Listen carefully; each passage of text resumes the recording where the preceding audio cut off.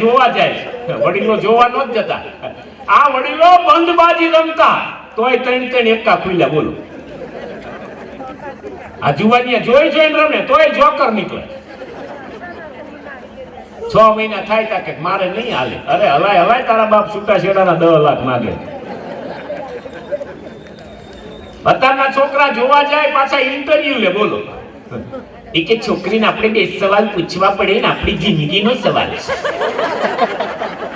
હવે લુખેશ તારું મોઢું જો પેલા. અત્યારે જુવાનિયાની સગાઈ થાય એટલે છોકરીએ મોબાઈલ લેવાની જરૂર નહીં. આ લુખેશ આપી.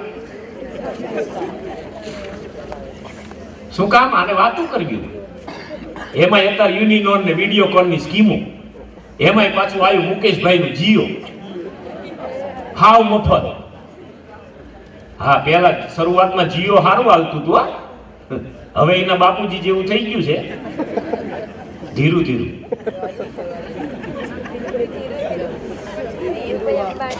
રાતના 10 વાગ્યા નથી, ધાબે ચડ્યા નથી. મારો રામ જાણે હું વાતું કરે છે.